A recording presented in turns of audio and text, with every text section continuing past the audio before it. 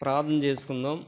ప్రభు సహాయం కొరకు ప్రభు యొక్క శరీరంలో ఆయన రక్తంలో మనం యోగ్యంగా పాలు పొందే నిమిత్తమే, దేవుని వాక్యం నిమిత్తమే ప్రార్థన చేసుకుందాం. ప్రార్థనలు ఏకీభవించండి. యవనస్తులైన వారు మోకరించండి. దేవుడిచ్చిన సమయాన్ని, అవకాశాన్ని మనం సద్వినియోగం చేసుకోవాలి. ఆరోగ్యం ఉన్నప్పుడే మోకరించాలి. పరిశుద్ధుడైన తండ్రి, కృపగల దేవ, మీ ప్రియకుమారుడు మా ప్రభు రక్షకుడైన యేసుక్రీస్తు నామములో మీరు మా దినాలను పొడిగించినందుకు కృతజ్ఞతాస్తుతులు. ప్రభా, మిమ్మల్ని ఆరాధించట కొరకే మమ్మల్ని కూడా దేవుని నీతిగా చేశారు. నువ్వు చేసిన దేవుని నీతిని బట్టి తండ్రి నిన్ను ఆరాధించట కొరకే మమ్మల్ని అందరినీ సిద్ధపరిచారు. మాకు ఈ దినం సిద్ధపరచుట కొరకే నీ కుమారుణ్ణి మా కోసం పాపముగా చేసావు. మా పాప పరిహారం నిమిత్తమే ఆ పాపానికి శిక్ష విధించావు. ప్రభా, మిమ్మల్ని జ్ఞాపం చేసుకుంటున్నాం.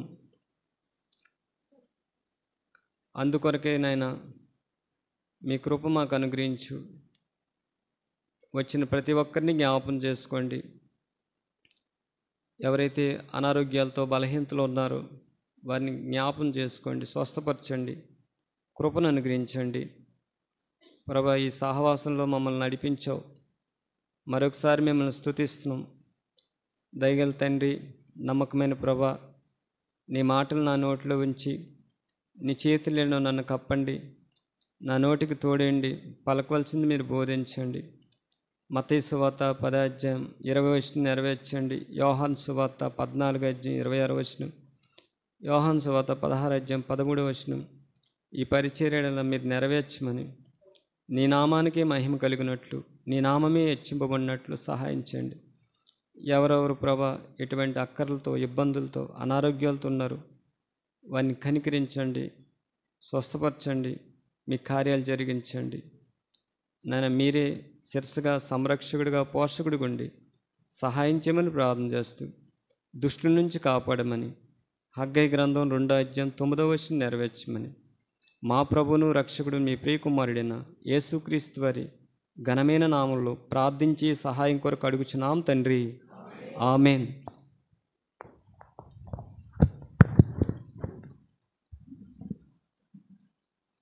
పరిశుద్ధ గ్రంథంలోంచి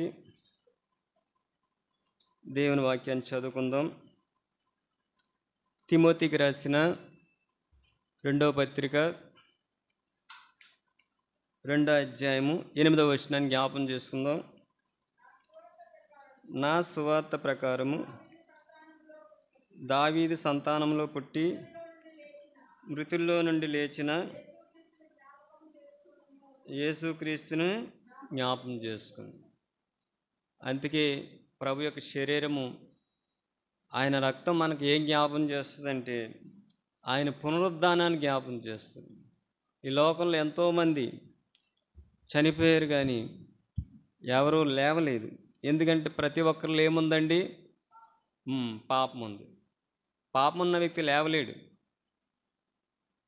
కానీ యేసు ప్రభు వారు పరిశుద్ధుడు కాబట్టి, నీతిమంతుడు కాబట్టి, ఆయన పాపం ఎరగనివాడు కాబట్టి, పాపం చేయనివాడు కాబట్టి, ప్రభు ఆ పిలాతు కూడా ఒక మాట అంటాడు, ఈయనలో నాకు ఏ దోషము కనబడలేదు. దోషం లేనివాడు, పరిశుద్ధుడు.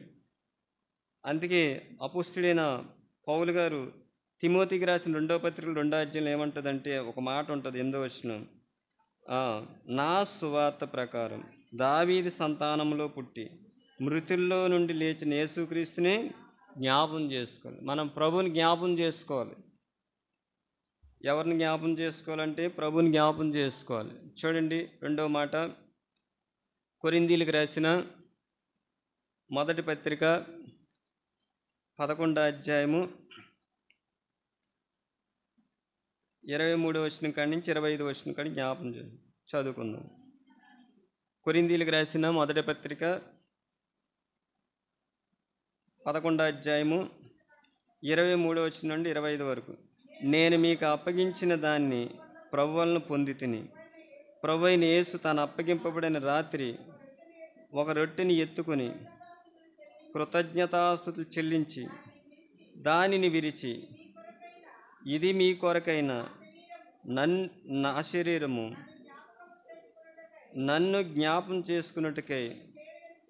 చాలండి. యేసు ప్రభువారు కూడా ఈ లోకంలో శరీరధారిగా ఉన్నప్పుడు ఆయన ఈ మాట చెప్పారు. అందుకే అపోస్తలుడైన పౌలు గారు కూడా ఒక మాట అన్నారు, 23వ వచనం, నేను మీకు అప్పగించిన దాన్ని ప్రభు అప్పగించాడు అపోస్తలుడైన పౌలు గారికి.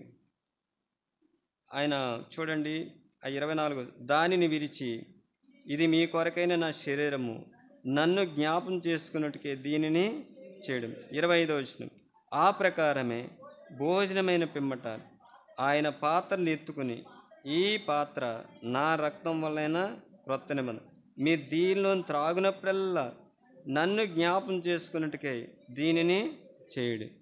మనం ఎందుకు చేస్తున్నామంటే ఆయన జ్ఞాపం చేసుకోవడానికి చేస్తున్నాం. ఆయన శరీరం ఆ పక్కనే రాయబడ్డ చూడండి, 10వ అధ్యాయము 16వ వచనం చదవండి.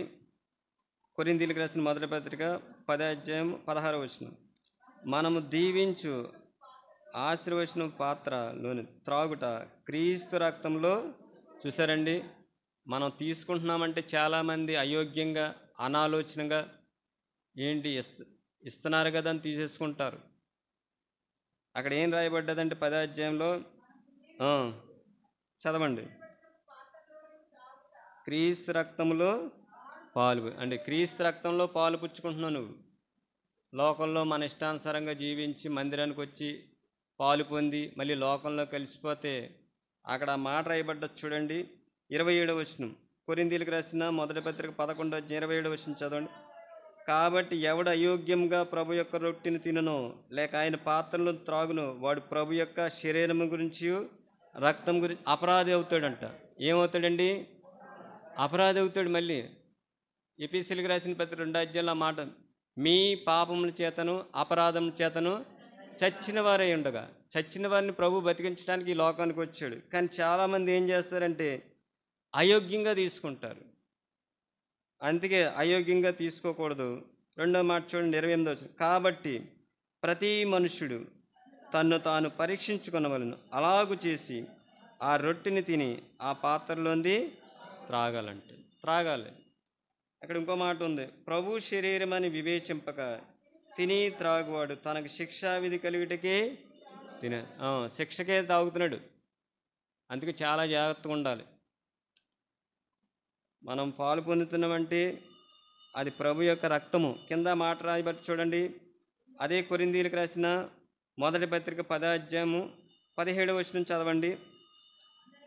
మనమందరము ఒకటే రొట్టెలో పాలు పుచ్చుకుంటున్నాము, రొట్టె ఒకటే గనుక అనేకలమైన మనము ఒక్క శరీరమై ఉన్నామండి. చూసారండి, క్రీస్తు రక్తంలో పాలు పుస్తున్నాం, క్రీస్తు శరీరంలో పాలు పొందుతున్నాం. అందుకే అయోగ్యంగా తీసుకోకూడదు.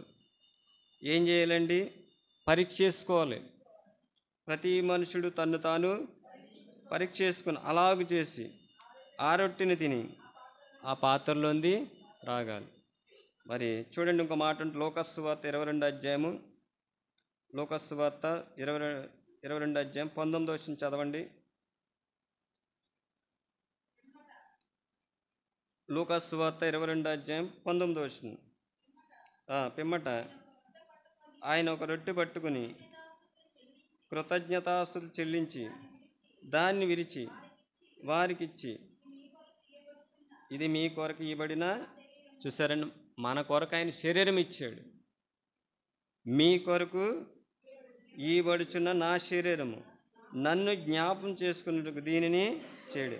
20వ వచనం, ఆ ప్రకారమే భోజనమైన తర్వాత ఆయన గిన్నె పట్టుకుని, ఈ గిన్నె మీ కొరకు చిందింపబడుచున్న రక్తం. చూసారండి, మన కొరకు చిందింపబడ్డది ఆయన రక్తం. చాలామంది ఏమనుకుంటారంటే పాలు పొందేసి వెళ్ళిపోతారు. కానీ లేఖనాలు ఏం చెప్తున్నాయంటే ప్రభువే చెప్పారు ఈ మాట, భూమి ఆకాశం గతించినా కానీ నా మాటలు గతించవు. అక్కడ ప్రభువు చెప్పారు ఏమిటంటే, మీ కొరకు ఇవ్వబడుచున్న నా శరీరము, మీ కొరకు చిందింపబడుచున్న నా రక్తం. ఆయన రక్తం మన కొరకు చిందింపబడ్డది. ఆయన శరీరం మన కొరకు నలగొట్టబడ్డది. ఆ శరీరాన్ని, ఆ రక్తాన్ని తీసుకునేటప్పుడు అజాగ్రత్తగా తీసుకోకూడదు. ఒకవేళ అజాగ్రత్తగా తీసుకుంటే దేనికి వెళ్తున్నాడండి? అపరాధి అయిపోతాడంట.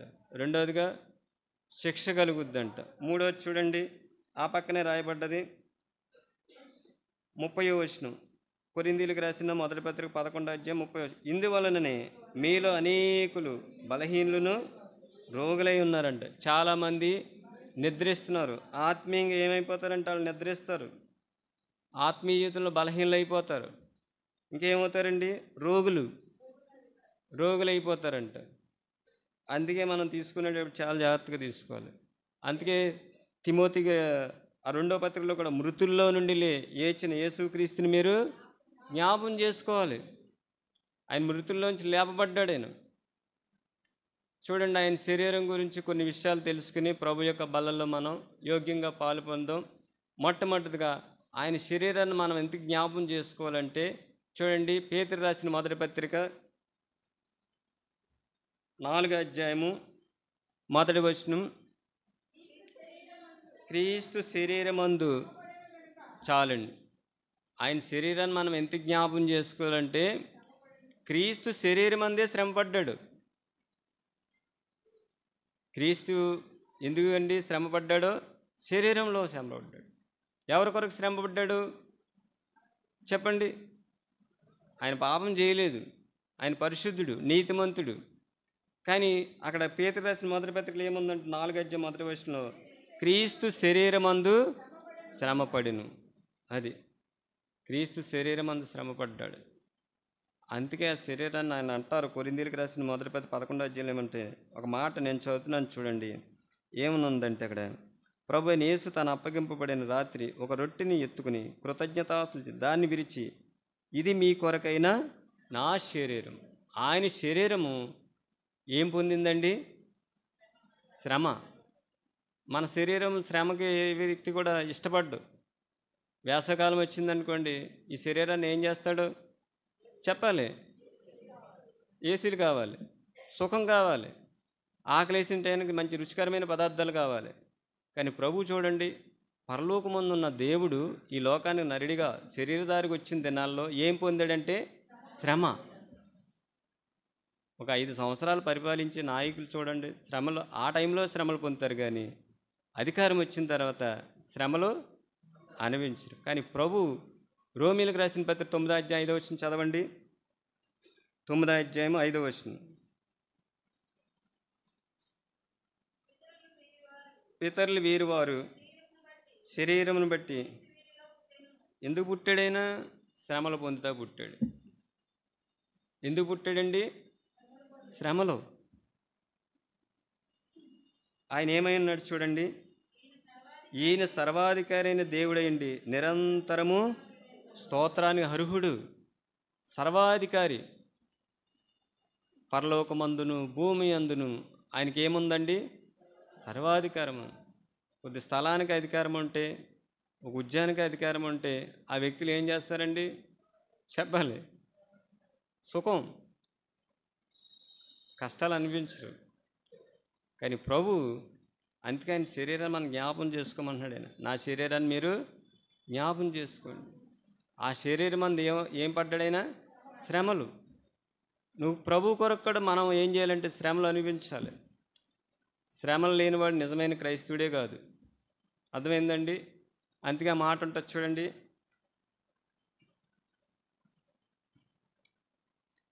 తిమోతికి రాసిన 2వ పత్రిక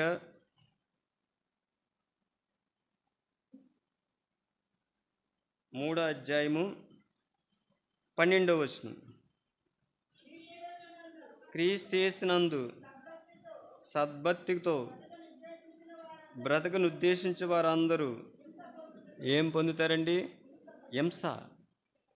క్రైస్తవుడికి ఎక్కడికి వెళ్ళినా సరే హింసే, తృణీకారం, అంగీకారం ఎక్కడ ఉండదు. కానీ ప్రభు అంగీకరిస్తాడు. మనుషులు ఏం చేస్తారండి చెప్పాలి? యేసు ప్రభువుని కూడా ఏం చేశారు? చెప్పాలి. చూడండి, యోహాను సువార్త యోహాను సువార్తలో ఒక మాట రాయబడ్డది.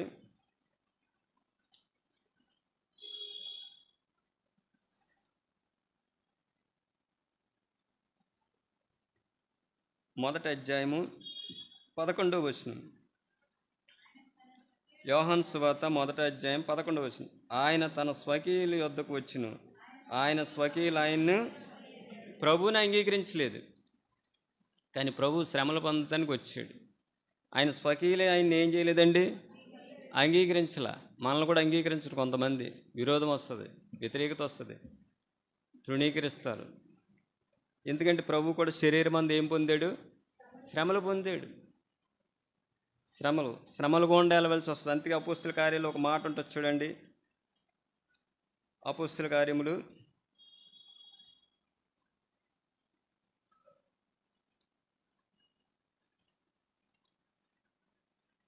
14వ అధ్యాయము 22వ వచనం. అపోస్తుల కార్యములు 14వ అధ్యాయం 22వ వచనం. శిష్యుల మనసును దృఢపరిచి విశ్వాసముందు నిలకడగా ఉండవలనని అనేక శ్రమలను అనుభవించి మనము దేవుని రాజ్యంలో ప్రవేశింప వారిని హెచ్చరించాను. చూసారండి, అనేకమైన శ్రమలు. ఎందుకంటే యేసు ప్రభువు వారు కూడా ఏం పొందారు, శ్రమలు. శరీరమందు, ఈ శరీరం నుంచి ఏదో శ్రమ వస్తుంది. ఆ శ్రమలు మనం ఏం చేయాలండి? అందుకే శ్రమల గురించి ఒక మాట ఉంది చూడండి. పేతురు రాసిన మొదటి పత్రిక. చాలామంది శ్రమల్లో భయపడిపోతారు, కానీ శ్రమలే దేవుడు మనకి ఇచ్చినప్పుడు మనం ఏం చేయాలి? 5వ అధ్యాయము, పేతురు రాసిన మొదటి పత్రిక 5వ అధ్యాయము 9వ వచనం. లోకమందున్న మీ సహోదరులు యందు ఈ విధమైన శ్రమలే నెరవేర్చున్నవని ఎరిగి విశ్వాసమందు స్థిరులై వానిని ఎదిరించి. చూసారండి, లోకమందున్న సహోదరులు యందు ఈ విధమైన శ్రమలే నెరవేర్చున్నవని ఎరిగి విశ్వాసమందు ఎలా ఉండాలండి? స్థిరులై వాడిని ఎదిరించుడి. 10వ వచనం.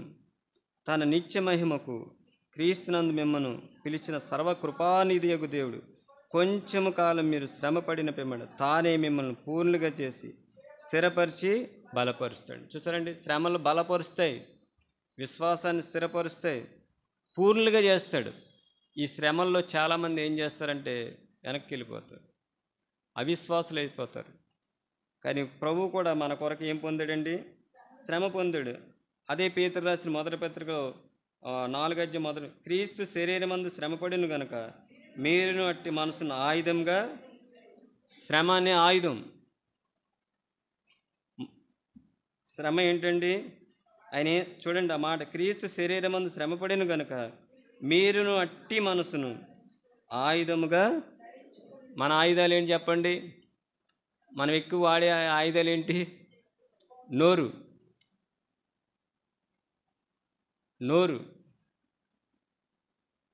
శ్రమలో నోరు ఎక్కువ వాడతాం, కానీ ప్రభు చూడండి శ్రమలో కూడా ఎలా ఉన్నాడంట. చూడండి ఆ మాట ఉంటుంది. పేతురు రాసిన మొదటి పత్రిక 2వ అధ్యాయము 22వ వచనం చదవండి. 22, 23. ఆయన పాపం చేయలేదు, ఆయన నోటను ఏ కపటము కనబడలేదు, ఆయన దూషింపబడి బదులు ఏం చేయలేదు, దూషించలేదంట. అక్కడ చదవండి. ఆయన శ్రమ పెట్టబడి బెదిరింపక న్యాయంగా తీర్పు తీర్చి దేవునికి తన్ను తాను శ్రమల్లో అప్పగించుకున్నాడు. మొట్టమొదటిగా ఆయన శరీరం మనం జ్ఞాపం చేసుకుంటే ఆయన శ్రమలు గుర్తుకు రావాలి.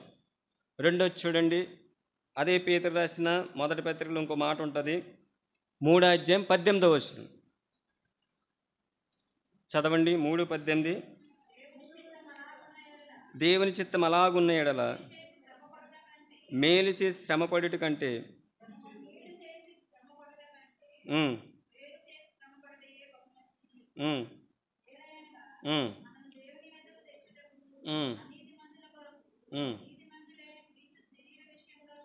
చాలండి. క్రీస్తు శరీర విషయంలో చంపబడ్డాడు. చాలండి. శరీర విషయంలో శ్రమ పొందాడు, శరీర విషయంలో ఏం పొందాడు? చంపబడ్డా. అంటే మనం ఏమంటాం, ఇంగ్లీష్లో ఏమంటారండి? ఏంటి చెప్తారు కదా, ఒక వ్యక్తిని ఏమంటారు?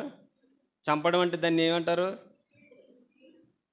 ఇంగ్లీష్లో అచ్చ చంపబడ్డాడు. చూడండి ఆయన ఎలా, చూడండి ఆ మాట మరలా చదవండి. అనీతిమంతుల కొరకు నీతిమంతుడైన క్రీస్తు శరీర విషయంలో చంపబడ్డాడంట. అంటే చంపబడ్డాడు. ఏ విషయంలో చంపబడ్డాడు? ఆత్మ విషయంలో కాదు, శరీర విషయంలో చంపబడ్డాడు. ఆ మాట చదవండి. ఆత్మ విషయంలో బ్రతికింపబడ్డాడు, శరీర విషయంలో ఏం చేయబడ్డాడండి? చంపబడ్డాడు. శరీర విషయంలో శ్రమలు పొందాడు. ఆయన ఎందుకు చంపబడ్డాడు? ఆయన శరీర విషయంలో ఎందుకు చంపబడ్డాడంటే అక్కడ రాయబడ్డ చూడండి ఆ మాట. ఏలైనగా మనల్ని దేవుని యొద్దకు తెచ్చుటకు అనీతిమంతుల కొరకు నీతిమంతుడైన క్రీస్తు శరీర విషయంలో చంపబడ్డాడు. అంటే దేవుని యొద్దకు తేవడానికి ఆయన మన కొరకు చంపబడ్డాడు. ఎప్పుడైనా గ్రహించావు విషయాన్ని? వస్తున్నావు, వెళ్ళిపోతావు. నీ యవన జీవితం ఎవరి కొరకు? నీ కొరకు యేసు ప్రభు చంపబడ్డాడని నీకు తెలుసా? ఎప్పుడైనా ఆలోచించావా? ఎవరు చంపబడ్డారండి? యేసు ప్రభు. ఎవరైనా లోకంలో చూడండి ఎవరైనా చనిపోతే అన్యాయంగా చంపేశారంట. మరి ప్రభు ఆయన పాపం ఎరిగిన వాడు, పరిశుద్ధుడు. ఎవరి కొరకు చనిపోయాడైనా? నా కొరకు, నీ కొరకు చనిపోయాడు. ఎప్పుడైనా ఆలోచించావా? మారు మనసు పొందావా? రక్షణ పొందావా? నమ్మి బాప్తిసం పొందావా? సంఘంలో చేర్చబడ్డావా? ప్రభు యొక్క బలలో పాలు పొందుతున్నావా? దేవుడికి సమయం ఇస్తున్నావా? ఎప్పుడు నీ ఉద్యోగం నీది అది ఎక్కడికి తీసుకెళ్తుంది? చెప్పాలి. ఒకసారి దేవుడు తీసేస్తాడు, అప్పుడు ఎక్కడికి వెళ్తావు? మనం ఎందా చదివాం, పాపం చేయవారు ఎక్కడ పడుతున్నారండి? పడుతున్నారు. ఆలోచించావా? నీ ఆత్మ విషయమే శ్రద్ధ ఉందా? చాలామంది చూడండి చనిపోయిన తర్వాత ఫ్లెక్సీల మీద రాస్తారు. ఏమని రాస్తారు? పవిత్రాత్మకి శాంతి చేకూరాలని రాస్తారు. అంటే ఆత్మ ఉందని అప్పుడు రాస్తారు. బ్రతికున్న చేపు నీకు ఆత్మ లేదా? చచ్చిపోయిన తర్వాత ఆత్మ వచ్చిందా? నీ ఆత్మ విషయమే నీకు శ్రద్ధ ఉందా? మారు మనసు పొందావా? రక్షణ పొందావా? ప్రతిదానికి ఏముందండి? సమయం ఉంది. ఆరోగ్యవంతులుగా ఉండగానే నీ బాల్య దినములందు నీ సృష్టికర్తను స్మరణ తెచ్చుకో. నీ యవన జీవితం దేవుని కొరకు. చూడండి ప్రసంగి గ్రంథం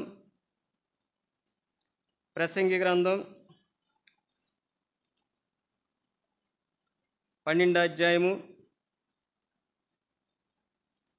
ఇక్కడ ఒక మాట రాయబడ్డది చూడండి. 12వ అధ్యాయం మొదటి వచనం.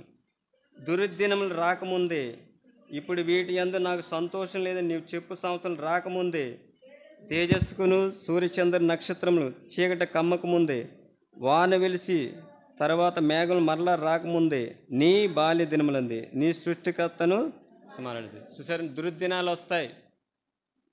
అప్పుడు నీకు ఏముండదు? సంతోషం ఉండదు, దుఃఖ దినాలు అన్నీని.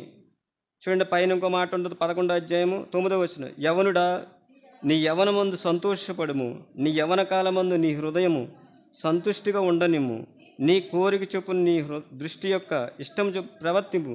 అయితే చూసారండి, నీ సంతోషానికి తీర్పు ఉంది. దుర్దినాలు ఉన్నాయి, అప్పుడు నీకు సంతోషం లేదు. చదవండి ఆ మాట. అయితే వీటన్నింటిని బట్టి దేవుడు నిన్ను తీర్పులోనికి తెచ్చినని జ్ఞాపకము ఉంచుకో. జ్ఞాపం చేసుకో. భూమి మీదకి ఎందుకు వచ్చే ఒక ఉద్దేశం ఉంటుంది. దేవుడికి ఒక సంకల్పం ఉంది. అది గ్రహిస్తున్నావా? సమయం ఇవ్వా? యవనస్తులు మరీ లేటుగా వస్తున్నారు. నిర్లక్ష్యం. ఇక్కడ గడిపేది 3 గంటలు. ఆ 3 గంటల్లో 1.5 గంట పోతుంది. బయట ఏదైనా విందుకి వెళ్తారు, పెళ్ళిళ్ళకి వెళ్తారు. అక్కడ ఎంత గడుపుతారు సమయం? చెప్పండి. భోజనం ఆలస్యం అవుతుంది, అక్కడ ఏం చేస్తారు? వెళ్ళిపోతారా? భోజనం చేయకుండా వెళ్ళరే, వెనకాల నిలబడి తిని మరీ వస్తారు.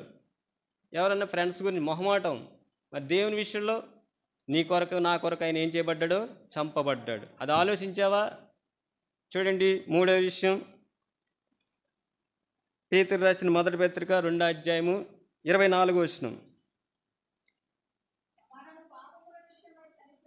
మనము పాపముల విషయమై చనిపోయి నీతి విషయమై జీవించినట్లు ఆయన తానే తన శరీరమందు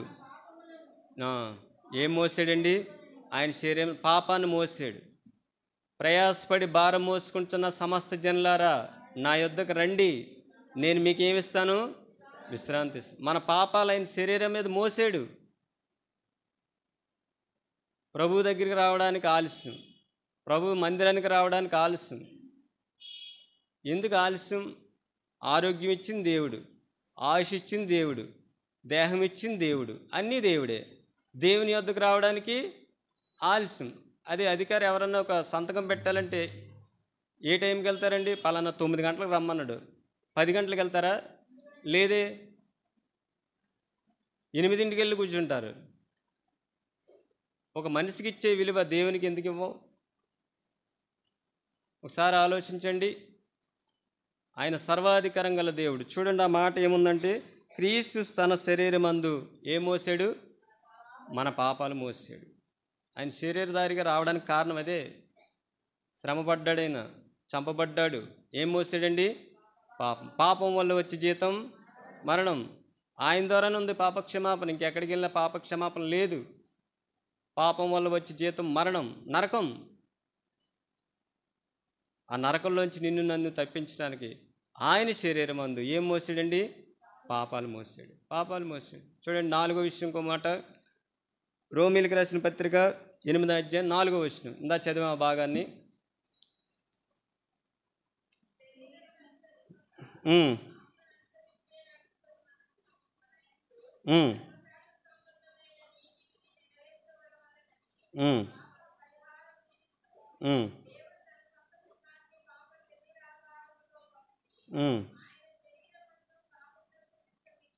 చాలండి.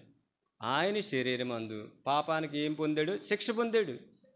పాపం మోసాడు, పాపానికి శిక్ష కూడా భరించాడు ఆయన. ఒకసారి ఆలోచిస్తున్నావా? చూడండి, అందుకే నన్ను జ్ఞాపం చేసుకున్నట్టుకే దీనిని చేయుడి. ఆయన జ్ఞాపం చేసుకుంటే ఆయన శరీరం శ్రమలు పొందింది. ఆయన జ్ఞాపం చేసుకుంటే ఆ శరీరం చంపబడ్డది. ఆయన జ్ఞాపం చేసుకుంటే ఆయన శరీరం మీద మన పాపాలు మోసాడు. ఆయన జ్ఞాపం చేసుకుంటే ఆయన శరీరం మీద పాపానికి శిక్ష విధింపబడి, నీ శిక్ష నా శిక్ష ఆయన భరించాడు. ఒక మాట ఉంటుంది చూడండి, ఎబ్రీయులకు రాసిన పత్రిక 5వ అధ్యాయము 7వ వచనం. శరీరధారి ఉన్న దినములలో మహారోదనతోనూ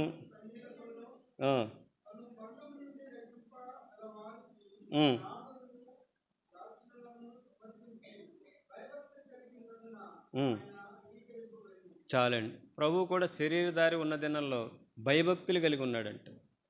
ఏం కలిగి ఉన్నాడండి? ఏ వ్యక్తి అయితే దేవుని యందు భయభక్తులు కలిగి ఉంటాడో చెడుతనాన్ని తొలగిపోతాడు, పాపం చేయడు. ఇంకా ఏ వ్యక్తి అయితే దేవుని యందు భయభక్తులు ఉంటాడో జ్ఞానం కలిగి ఉంటాడు.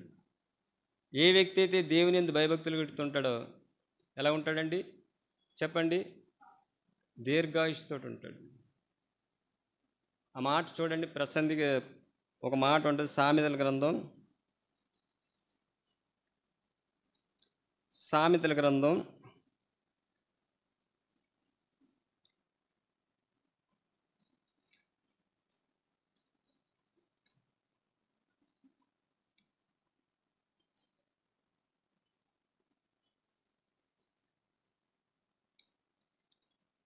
9వ అధ్యాయము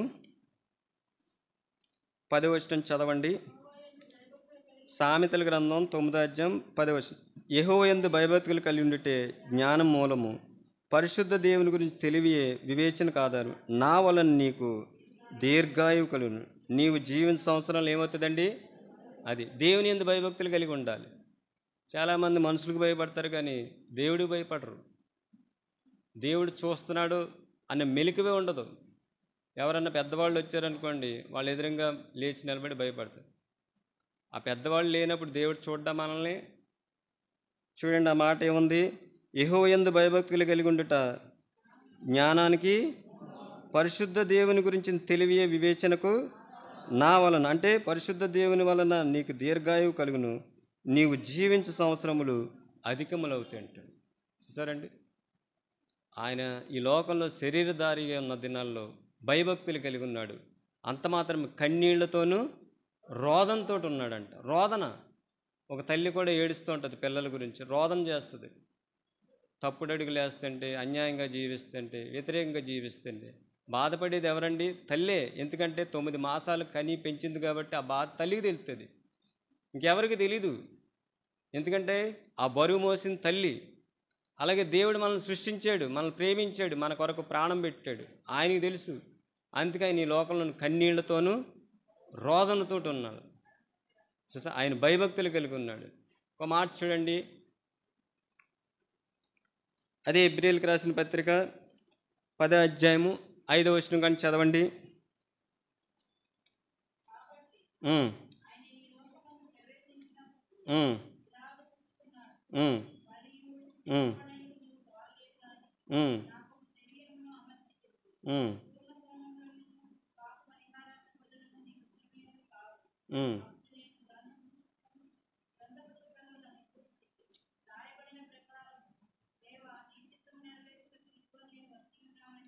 చాలండి. ఆయన శరీరం ద్వారా దేవుని చిత్తము నెరవేర్చాడు.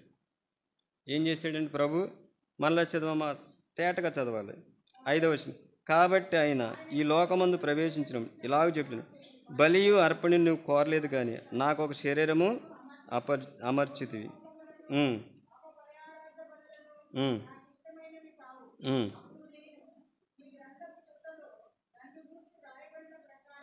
ఉమ్. చాలండి. ఆయన శరీరధారికి ఎందుకు వచ్చాడంటే తండ్రి యొక్క చిత్తాన్ని, ఆయన కొరకు ఏదైతే రాయబడ్డదో అది నెరవేర్చడానికి ప్రభు వచ్చాడు. అందుకే ప్రభు అంటారు, ఆ రాత్రి అప్పగింపబడినప్పుడు అంటాడు ఆయన, ఇది మీ కొరకైనా నా శరీరం, నన్ను జ్ఞాపం చేసుకున్నట్టుకే దీనిని చేయడి. ఆయన శరీరం. చాలామంది ఆర్సీఎం ఆ చర్చిల కాడ వేలాడదీస్తారు ఆ బొమ్మలు. చాలామంది చూసారండి, మేకుల మీద వేలాడాడు ఆయన, మేకుల మీద వేలాడాడు. ముళ్ళకిరీటం ధరింపు చేశారు, అవమానం పరిచారు, దూషించారు. ఎప్పుడైనా జ్ఞాపం చేసుకున్నామా? చేతిలో ఒకటి ఏదన్నా పెన్న గుచ్చుకున్నా, ముళ్ళు గుచ్చుకున్నా బాధ కలుగుతుంది. కానీ ప్రభువు చూడండి, దేవుని చిత్తాన్ని నెరవేర్చడానికి వచ్చాడు. మనం కూడా దేవుని చిత్తం జరిగించేవాడు నిరంతరము నిలుచును. మన చిత్తం కాదు, మన ఇష్టం కాదు. వివాహ విషయంలో కానీ, ఆత్మీయ జీవితంలో, మన ప్రతి విషయంలో కూడా, ఉద్యోగ విషయంలో కానీ, ఏ విషయంలో అయినా సరే ప్రభా నీ చిత్తం ఏంటని మనం తెలుసుకోవాలి. ప్రభు బయలుపరుస్తాడు. మనం అడిగితే నాకు మొరపెట్టుము, నేను నీకు ఉత్తరం ఇస్తాను. గ్రహింపలేని గూఢమైన సంగతులు ప్రభు ఏం చేస్తాడండి? తెలియజేస్తాడు. ప్రభా నా పట్ల నీ చిత్తం ఏంటి?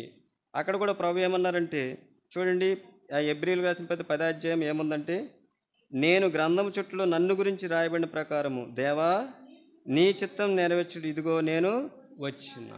ఎందుకు వచ్చాడైనా? దేవుని చిత్తాన్ని నెరవేర్చడానికి వచ్చాడు. ఇంకో మాట ఉంటుంది చూడండి, అదే అధ్యాయంలో 9వ వచనం, ఆయన నీ చిత్తం నెరవేర్చుటకు ఇదిగో నేను వచ్చినా అని చెప్పుచున్నాడు. ఎందుకు వచ్చాడండి? ఇంకో మాట ఉంటుంది 10వ వచనం, యేసుక్రీస్తు యొక్క శరీరము ఒక్కసారి అర్పింపబడి చేత ఆ చిత్తమును బట్టి మనము ఆయన చిత్తము, ఆయన శరీరధారికి ఎందుకు వచ్చాడంటే మనల్ని పరిశుద్ధపరచడానికి వచ్చాడు. తండ్రి చిత్తం నెరవేర్చడం మాత్రమే కాదు, దేని కొరకు వచ్చాడండి? పరిశుద్ధపరచడానికి వచ్చాడు. అందుకే మనం ఆయన శరీరానికి జ్ఞాపం. చాలామంది ఇస్తున్నారు కదా, తీసుకుంటారు. ఎప్పుడైనా ఆలోచించావా? గ్రహింపుతో అయోగ్యంగా తీసుకోకూడదు. ఒక మాట ఉంటుంది చూడండి, యోహాను సువార్త 5వ అధ్యాయం 51వ వచనం. యోహాను సువార్త 5వ అధ్యాయము 51వ వచనం. లేదమ్మా, 6:50, క్షమించండి. పరలోకము నుండి దిగి వచ్చిన జీవాహారం నేనే, ఎవడైనా నీ ఆహారం భుజించితే వాడు ఎల్లప్పుడూ జీవించును. మరియు నేను ఇచ్చే ఆహారము లోకమునకు జీవం కొరకైనా నా శరీరం. చూసారండి, ఆయన శరీరధారికి ఎందుకు వచ్చాడంటే మన జీవం కొరకు. దేని కొరకు వచ్చాడైనా? చూడండి, లోకమునకు జీవం కొరకైనా ఆయన శరీరం. అంటే ఒకప్పుడు మనకు జీవం లేదు, పాపం వల్ల వచ్చే జీతం మరణం. అంటే ధనవంతులు కావచ్చు, ఉద్యోగస్తులు కావచ్చు, పేదవాడు కావచ్చు, ఏ స్థితిలో కావని పాపం ఏం చేసిందంటే ఆ వ్యక్తిని మరణం. ఏ వ్యక్తి అయినా సరే మరణంలో ఉన్నాడు, జీవం లేదు. కానీ ప్రభు ఎందుకు వచ్చారంటే ఆ మాట చూడండి, జీవం కొరకైన నా శరీరము. చూసారండి, ఆయన శరీరం దేని కొరకు? జీవం కొరకు. మనం రొట్టె కాల్చుకుంటాం, లేకపోతే ఆహారం తింటాం, దేని కొరకు? అది ఈ శరీరం కొరకు. కానీ ఆత్మీయ విషయంలో మనకు జీవం కొరకు ఏంటి చెప్పండి? ఆయన శరీరం. అందుకే ప్రభు అంటారు, నా శరీరం తిని నా రక్తం తాగువాడు నిత్య జీవం గలవాడు, అంచె దినమున నేను ఏం చేస్తానన్నాడు ఈయన? లేపబడతాడంట. పునరుద్ధానం అదే, నిరీక్షణ అదే. మరి ఈ సమయంలో ఇంకో మాట చివరిగా చదువుకుని చూడండి, రోమీలకు రాసిన పత్రిక 1వ అధ్యాయము 7వ వచనం. రోమీలకు రాసిన పత్రిక 1వ అధ్యాయము చదవండి 7వ వచనం.